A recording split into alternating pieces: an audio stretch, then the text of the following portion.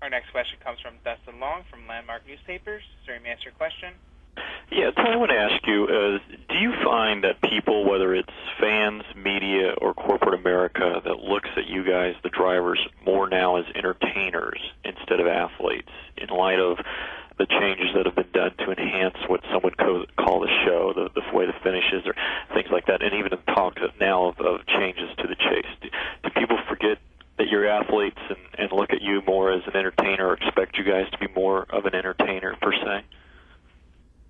I don't know that it's really changed. I think over years that's kind of changed a little bit, but I think they still respect the athletic side. I mean, and granted, we're not running up and down the court or wearing pads or jumping or anything like that, but to sit in the cars with the temperatures that we deal with and the G-forces that we deal with all day, there is that physical aspect to it. But I think that anytime that you're in an industry that, even though it's sports, we're still in the entertainment industry too, and that's what keeps people coming back every week. So people do look at you from that side, and I think so more now than ever. But I don't think that they forgot about the physical aspect of it. But these people and the fans are so passionate about their drivers that they're entertained by us, and I think that is a big aspect of their lives, and we're very thankful for that. I also wanted to ask you, is I know that you're still looking for sponsorship for your two cars. At this point, what would you list as the percentage likelihood that you could or would expand to a third team for next year?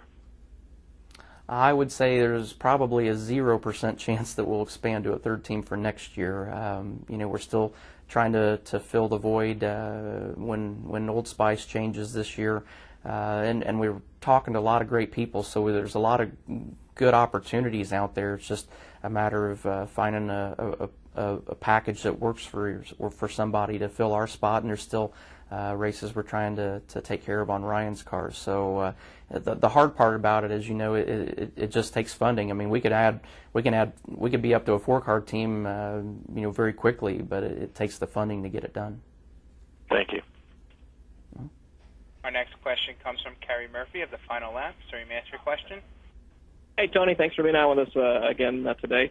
Looking ahead to a couple of weeks, you got Indianapolis on the schedule, and you got a couple of wins under your belt already, but being a car owner at the same time, does that kind of reset your goals and make you even more hungry to win there as well?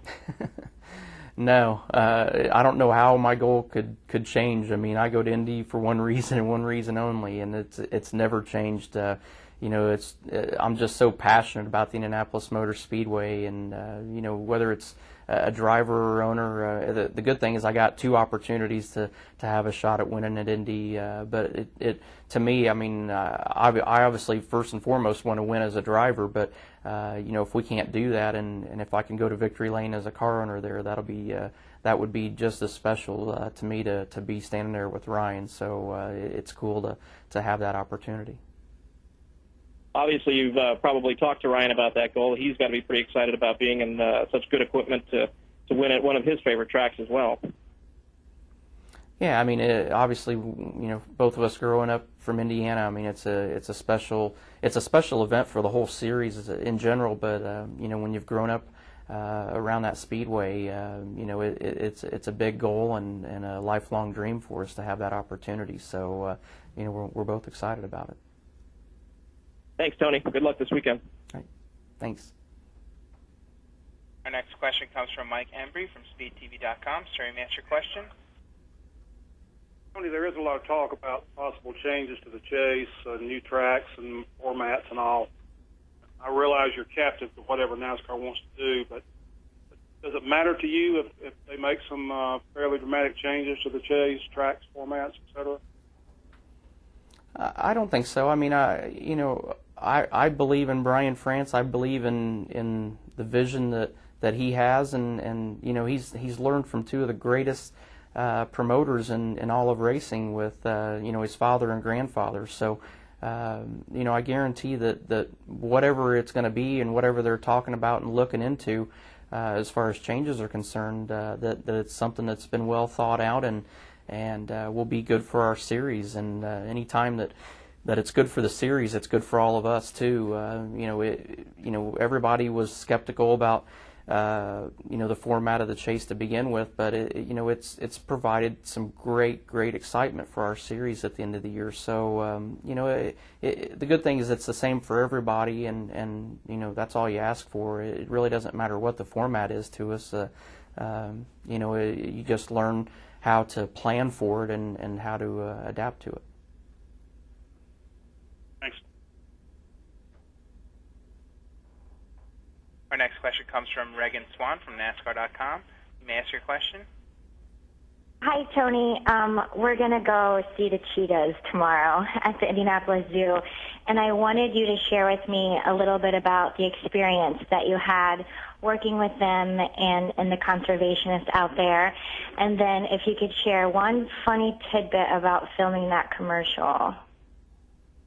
Yeah, we had a lot of fun. We've worked with the Indianapolis Zoo in helping be a part of building the cheetah exhibit at the Indy Zoo, and it was pretty cool. We had a whole day down at Stewart Haas Racing where we actually had one of Jack Hanna, two of his guys brought down Roe, who was a male cheetah, and we got to shoot the commercial spots for it to help promote the zoo, and it's really cool. They've got I think 3 males and 3 females that are there, and they're actually separated because the females and males don't really get along that well with each other, but they've got a part of the exhibit is you get a chance to race a cheetah, and it's actually a section of running track, and the light runs across the speed that the cheetah runs, and then you run and see how far you can get by the time the cheetah gets to the end, and it really gives you a perspective of how fast those animals are, and the money that's generated. I think it's 50 cents to race against the cheetah there, and the money that generates helps go to the conservation efforts in Africa, and it's really cool. It's a neat aspect to see a very beautiful animal, but for me personally, it was a great experience. I mean, I've always loved animals.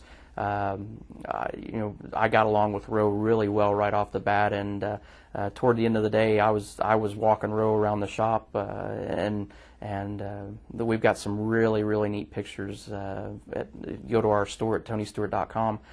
We've got some really neat pictures of Ro and I interacting that people can get. So it was a really cool deal. It was a lot of fun to do that. There's not very many times in your life that you get an opportunity to spend time with a wild animal like that, and so I definitely, it was a day that I'll never forget, and the exhibit there was awesome. We got to go up a couple weeks ago and do the grand opening for it, and it's really neat to see how hard people are working to help with the conservation efforts. It's awesome. And I know that you had a monkey. Do you think a cheetah will go to the new place in Bartholomew County? No, actually, in Mojo's down at the Louisville Zoo, where he's getting better taken care of than we can take care of him. But we still get a chance to go down, and we work with the Louisville Zoo also, and we get to go back and actually interact with him still, and he still recognizes us. So he still remembers who raised him. So we're still very passionate about him. Thanks, Tony.